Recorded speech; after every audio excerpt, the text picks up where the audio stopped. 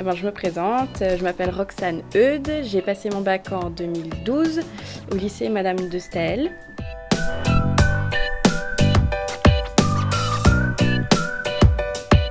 Mon année de terminale s'est passée où j'étais pas une étudiante très forte, j'étais pas nulle non plus, j'avais des moyennes entre 10 et 11 de moyenne.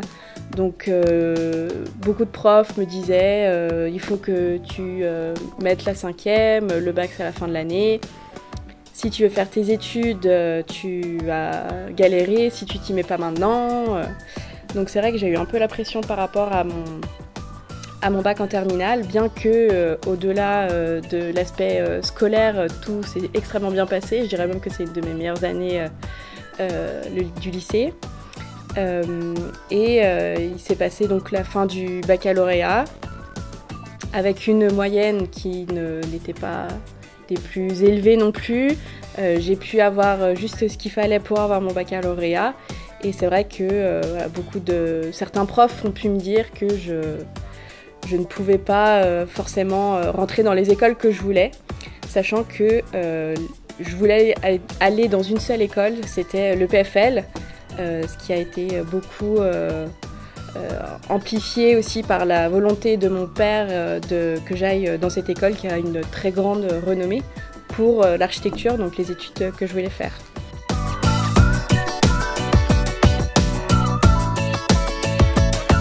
J'ai décidé de me diriger vers l'architecture, que j'avais envie déjà depuis quelques années, sachant que ma famille travaille dans le domaine de la construction. Et en fait, mes études, je voulais absolument faire l'EPFL. Malheureusement, avec la moyenne de bac que j'ai eue, j'ai pas pu rentrer à l'EPFL, bien que j'ai tout essayé pour y aller. Donc je me suis trouvée un peu au pied du mur, puisque j'avais pris aucune autre école en secours. J'ai essayé de trouver des écoles un peu au dernier moment, ce qui était assez compliqué, vu que la plupart des admissions avaient déjà été faites au courant de l'année scolaire.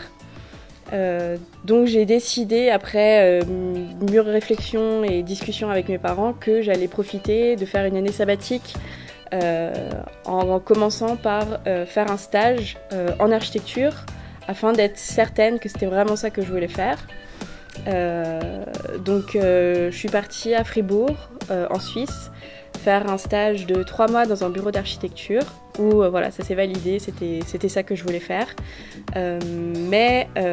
Juste après, j'ai décidé en fait de partir à l'étranger pendant 6 mois, apprendre l'anglais à San Francisco aux États-Unis.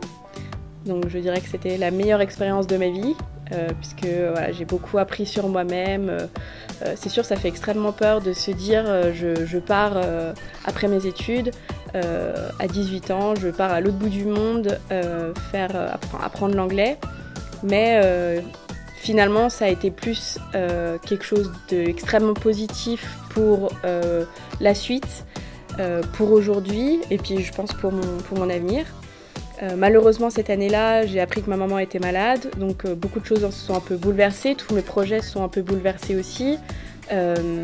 J'ai quand même continué à me dire il faut que je continue le chemin que j'avais débuté avec cette année sabbatique. Donc j'ai passé mes examens pour rentrer dans l'école d'architecture de Genève, l'EPIA, que j'ai réussi.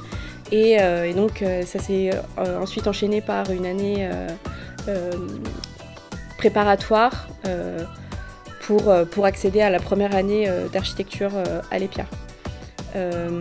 Durant cette année préparatoire, gros coup dur, ma mère est décédée, donc j'avais qu'une envie, c'était de tout arrêter, j'étais effondrée de tout ce qui était en train de m'arriver.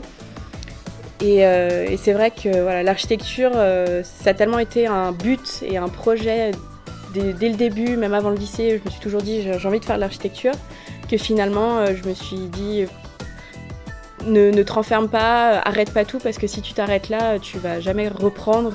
Donc j'ai persévéré pour ma maman et j'ai continué mes études d'architecture. Donc j'ai passé mon bachelor en 2016.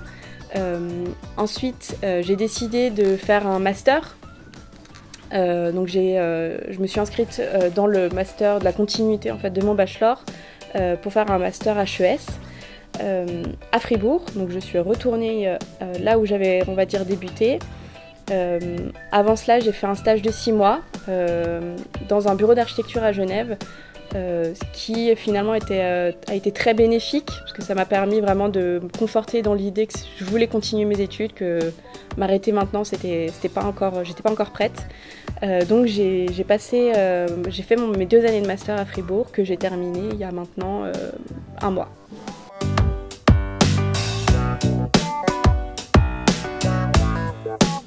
Ces études, elles ont été plus qu'utiles parce qu'elles m'ont apporté, elles m'ont permis d'obtenir un diplôme qui va me servir toute ma vie. J'ai aussi et surtout fait le métier que j'ai toujours rêvé de faire. Mais en plus de ça, ça m'a aidé à me sortir de cette situation un peu délicate de la perte d'un proche. Sans ces études, je ne sais pas forcément ce que j'aurais fait aujourd'hui. Si j'avais fait, je me serais dirigée vers une formation qui n'était pas celle que vraiment j'étais certaine de vouloir faire. Je pense pas que j'aurais aussi bien vécu, on va dire, et surmonté cette dure épreuve. Donc aujourd'hui, j'ai terminé mon master et vraiment l'architecture, je pourrais dire que c'est toute ma vie parce que mes prochains projets se dirigent grâce à l'architecture. C'est grâce à ce métier-là que ma vie, je la vois, elle va se profiler et que le monde, je le vois de manière entièrement différente.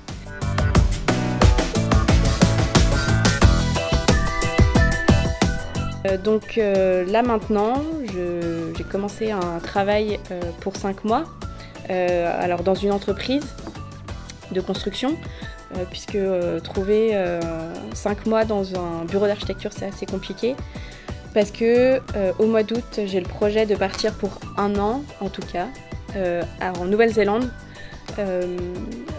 pour aller découvrir ce pays, parce que c'est vraiment un pays que j'ai toujours souhaité découvrir, mais aussi et surtout pour aller prendre de l'expérience à l'étranger. Parce que voilà, le métier d'architecte, c'est un métier qu'on peut faire à travers le monde. C'est vraiment un métier que il n'y a pas de frontières et c'est même très bien d'aller voir ailleurs ce qui se fait parce que ça nous apporte toujours professionnellement mais aussi beaucoup personnellement.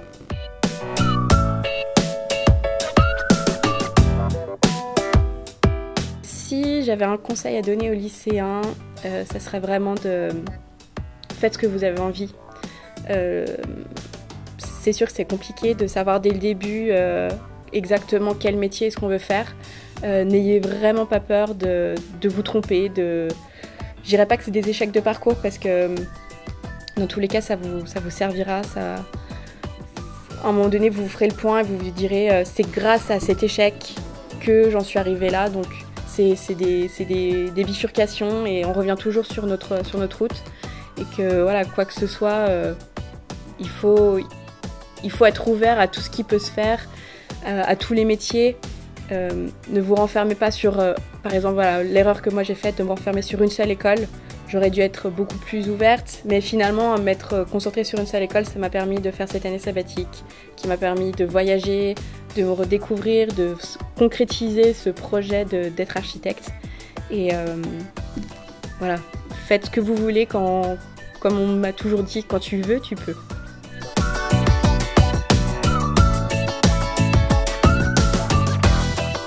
Faites ce que vous voulez, inspirez-vous de tout ce qui vous arrive, les mauvaises choses, les bonnes choses, tout est bon à prendre pour avancer. Et n'ayez surtout pas peur, le bac ça fait peur mais c'est pas si catastrophique que ça. C'est que l'amuse-bouche de ce qui vous attend après, sans dire que dans la difficulté mais surtout dans ce que vous allez pouvoir prouver sur vous-même pour votre avenir, quoi.